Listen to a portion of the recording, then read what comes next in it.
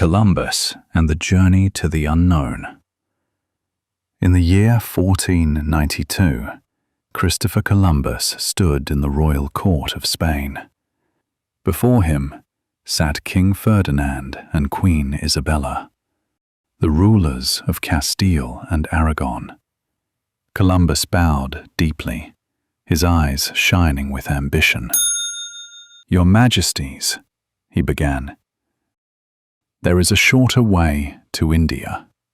If we sail west across the Atlantic, we can reach the lands of spices and gold more quickly than going around Africa." The king frowned. Many scholars and sailors had told him that the voyage was too dangerous, but Queen Isabella leaned forward, curious. "Do you truly believe the world is round?" she asked. Columbus nodded firmly. "Yes, Your Highness. If we go far enough west, we must eventually reach the east." The Queen whispered to her husband, "Perhaps fortune favors the bold."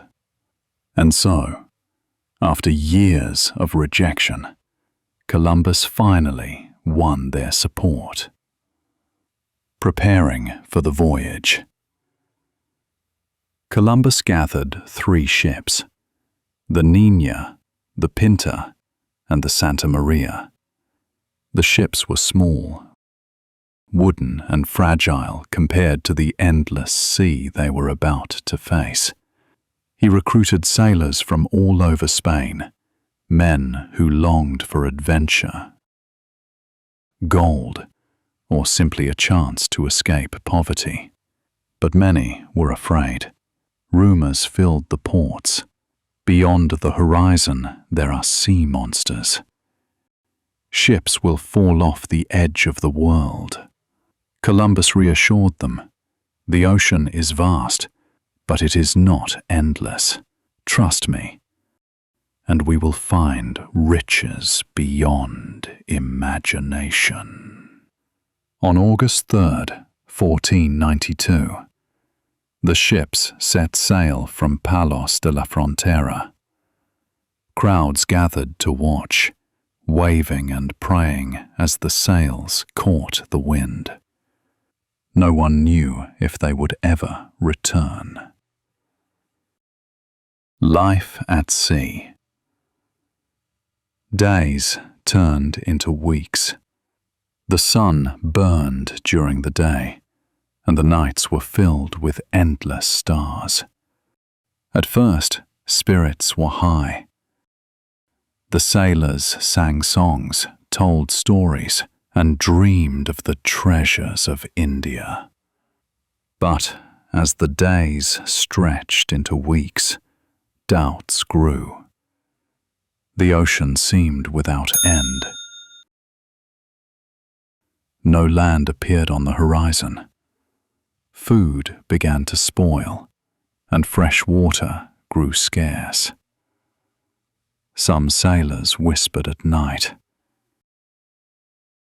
"This voyage is cursed. We will never see home again." One evening, a sailor shouted angrily at Columbus, "Captain, you promised us land, but all we see is water. Turn back before we all die." Columbus stood tall on the deck of the Santa Maria. His voice was calm but firm. "We have come too far to turn back. Courage, men. Land is closer than you think." The storm. One night, dark clouds gathered on the horizon. Winds roared, and waves rose higher than the ships. The men clung to ropes, praying for their lives. "God save us!" cried one sailor. The ships were tossed like toys upon the furious sea. The sails ripped, and water poured over the decks. Columbus held the wheel, shouting over the storm, "Hold fast! Do not lose hope. We will survive this night." By morning the storm passed, leaving the sailors exhausted but alive. Some saw it as a warning from God. Others saw it as proof of Columbus's determination. Signs of hope. Weeks later, when despair was deepest, small signs appeared. A branch with green leaves floated by. Then, a piece of wood carved by human hands drifted past the ship. The sailors cheered. Land must be near. On the night of October 11th, a sailor named Rodrigo climbed to the masthead. His eyes scanned the darkness. Suddenly he cried out, "Tierra! Tierra! Land!" The men shouted with joy. Drums beat, and Columbus fell to his knees, thanking God. The New World. At dawn, they saw an island shining in the sunlight. The shores were lined with palm trees, and the water sparkled like glass. Columbus believed they had reached the Indies. He stepped onto the sand, holding the royal banner of Spain. "By the grace of God and the support of Spain, I claim this land for their majesties." The sailors kissed the ground, weeping with relief.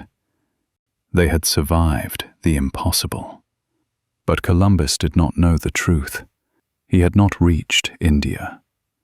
Instead, he had discovered islands in the Caribbean, lands unknown to Europe. The lesson. Columbus returned to Spain with stories of golden islands and new lands. He was praised as a hero, though many still doubted his discovery. What he found was not India, but something far greater, a new world, full of mystery and opportunity. The voyage changed history forever. Trade, exploration, and conquest would follow, shaping the future of nations. And yet, the true lesson was clear. Great discoveries often come when we seek one thing, but find another. Moral of the story. Columbus set out to find India, but instead he found the Americas. He proved that faith, determination, and courage could carry men across oceans. And he showed the world that sometimes, even when we fail to reach the place we planned, we may discover something even more extraordinary.